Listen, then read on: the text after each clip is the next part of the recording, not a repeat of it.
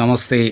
ശ്രീഭദ്ര വാസ്തു ജ്യോതിഷം ചാനലിൻ്റെ പുതിയൊരു വീഡിയോയിലേക്ക് ഏവർക്കും സ്വാഗതം. നമ്മളിവിടെ പറയുന്നത് ആയില്യം നക്ഷത്രത്തിൽ ജനിച്ചവരുടെ പൊതുവായ കുറച്ച് ഫലങ്ങളെയാണ്.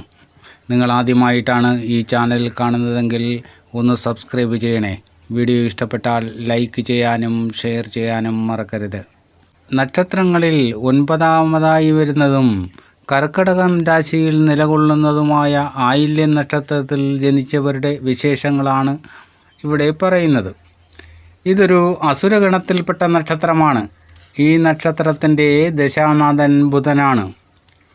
ആയില്യം നക്ഷത്രത്തിൻ്റെ ദേവത സർപ്പമാണ്. അതുകൊണ്ട് തന്നെ ആയില്യക്കാർ സർപ്പദൃഷ്ടികളാണെന്ന് ഒരു വിശ്വാസം കൂടി നിലനിൽക്കുന്നുണ്ട്.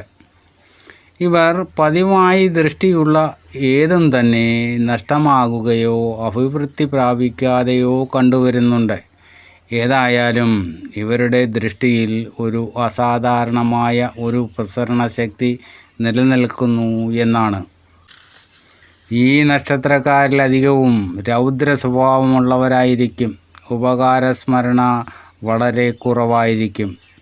ഇവർ ആത്മാർത്ഥത ഉള്ളവരെന്ന് തോന്നിക്കുമെങ്കിലും ഇവരോട് അടുത്ത് ഇടപഴകുമ്പോൾ മാത്രമേ ഇവരുടെ സ്വഭാവത്തിൻ്റെ ഗുണമറിയാൻ കഴിയൂ. ഇവർക്ക് നല്ലപോലെ സംസാരിക്കാനും സന്ദർഭമനുസരിച്ച് പെരുമാറാനും ഇവർക്ക് നല്ല കഴിവാണ്. ഇവർക്ക് കുടുംബത്തിൻ്റെയോ ഏതെങ്കിലും സ്ഥാപനത്തിൻ്റെയോ നേതൃത്വം വഹിക്കാൻ കഴിവുള്ളവരായിരിക്കും. അങ്ങനെ നേതൃത്വത്തിന് വേണ്ടി ആഗ്രഹിക്കുകയും പരിശ്രമിക്കുകയും ഇവർ ചെയ്യും. എല്ലാ കാര്യത്തിലും ഒരു ശാഠ്യബുദ്ധി ഇവരിൽ സ്ഥിരമായി കാണാൻ കഴിയും.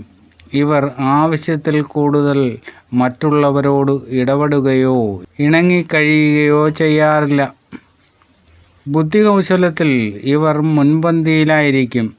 ഇത് മറ്റുള്ളവർക്ക് മനസ്സിലാക്കാൻ കഴിയുന്ന ഒരു രഹസ്യമായ കാര്യമാണ്. വാസ്തവത്തിൽ ഇവർ ഭീരുക്കളും ശുദ്ധാത്മാക്കളും സാധു സ്വഭാവക്കാരുമാണ്. ഇവർ ആരോടെങ്കിലും അടുത്ത് സഹകരിക്കുകയോ സംസാരിക്കുകയോ ചെയ്താൽ ഇവരുടെ ഉള്ളിലിരിപ്പ് അറിയാൻ കഴിയും. വിശ്വാസം വന്നു കഴിഞ്ഞാൽ അങ്ങനെയുള്ളവരോട് അവർ അവരുടെ എല്ലാ രഹസ്യങ്ങളും ഒരു മടിയും കൂടാതെ പറയും. കാഴ്ചയിലും പെരുമാറ്റത്തിലും കാണാൻ കഴിയുന്ന ഇവരുടെ വിശ്വരൂപം വെറും പൊള്ളയായിരിക്കും. ഇവരെ സ്നേഹിക്കുന്നു എന്ന് കരുതി ഇവർ ആരെയും കണ്ണടച്ച് വിശ്വസിക്കുകയില്ല. എന്നാൽ ചില സന്ദർഭങ്ങളിൽ ഏത് കള്ളനെയും കൊള്ളക്കാരനെയും ഇവർ വിശ്വസിക്കുകയും അവരുമായി ഇടപഴകുന്നതുമായി കാണാൻ കഴിയും. ഇവർ പിശുക്കരും അതുപോലെ തന്നെ ധാരാളിത്തവും കാണാൻ കഴിയും.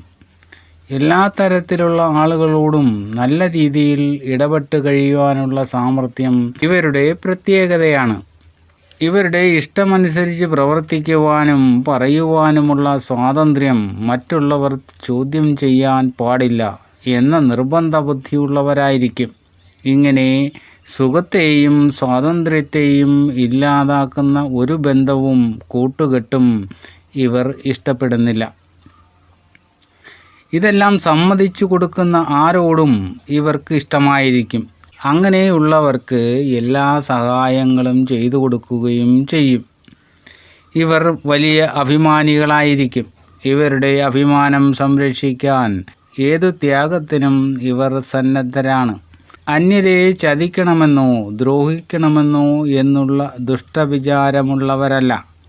എന്നിരുന്നാൽ തന്നെയും മനസ്സറിയാതെയുള്ള അപവാദങ്ങൾക്കും ആരോപണങ്ങൾക്കും ഇവർ ചെന്നുപെടാറുണ്ട്. ഉപകാരം ചെയ്യേണ്ടവരോട് ഇവർക്ക് യാതൊരു താല്പര്യവും ഉണ്ടായിരിക്കില്ല. അങ്ങനെയുള്ളവർക്ക് നിസാരമായ എന്തെങ്കിലും സഹായം ചെയ്താൽ പോലും അത് വലിയ കാര്യമായി അവകാശപ്പെടുകയും ചെയ്യും.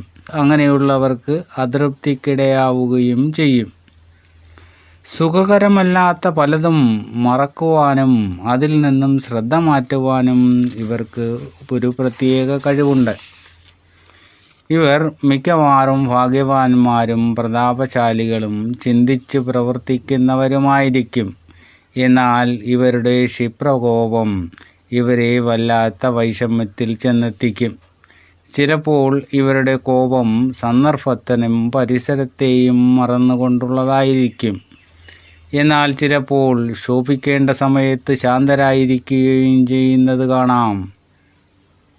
ഇവർ കഷ്ടപ്പെട്ടുണ്ടാക്കിയെടുക്കുന്ന ജീവിത സൗഭാഗ്യങ്ങൾ അനുഭവിക്കുവാനുള്ള ഭാഗ്യയോഗം ഇവരിൽ കുറവായിരിക്കും.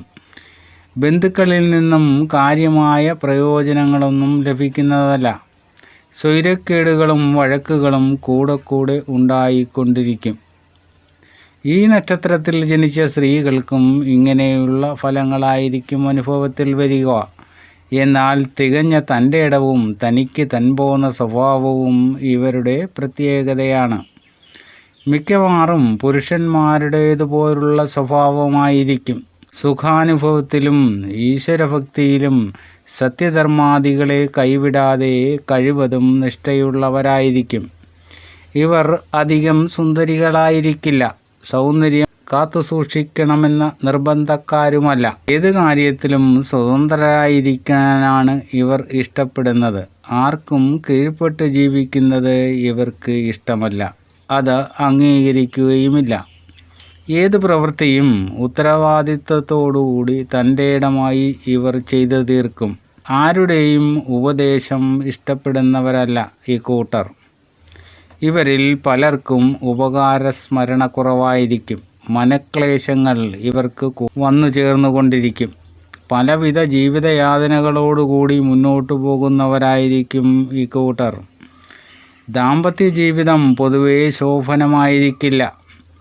7-ാം ഭാവത്തെ അനുസരിച്ചായിരിക്കും ഫലങ്ങൾ വന്നു ചേരുന്നത്. പൂരം, അത്തം, ചോതി, ചതയം, പൂരുട്ടാതി ഈ നാളുകൾ ഇവർക്ക് ചേർന്നതല്ല. ഈ നാളുകാരുമായി ഒരു ഇടപാടും ഇവർക്ക് ഉചിതമല്ല. ആയില്യം നക്ഷത്രത്തിൽ ജനിച്ചവർ ബുധദശയിലാണ് ജനനം. തുടർന്ന് കേതുദശ, ശുക്രദശ, സൂര്യദശ, ചന്ദ്രദശ, ചൊവ്വദശ, രാഹുദശ ഇങ്ങനെയാണ് ദശാകാലങ്ങൾ കടന്നു പോകുന്നത്. ആയില്യം നക്ഷത്രത്തിൽ ജനിച്ചവരുടെ പൊതുവായ കുറച്ച് ഫലങ്ങളാണ് നമ്മളിവിടെ പറഞ്ഞത്. ജനന സമയത്തെ ഗ്രഹസഞ്ചാരമനുസരിച്ച് ഫലത്തിൽ മാറ്റം വരാം. ഇങ്ങനെയുള്ള അറിവുകൾ നേടുവാൻ നിങ്ങൾ ഈ ചാനൽ സബ്സ്ക്രൈബ് ചെയ്യുക. വീഡിയോ ഇഷ്ടപ്പെട്ടാൽ ലൈക്ക് ചെയ്യാനും ഷെയർ ചെയ്യാനും മറക്കരുത്. അടുത്ത വീഡിയോ കാണുന്നത് വരെ നിങ്ങൾക്കെൻ്റെ നമസ്കാരം.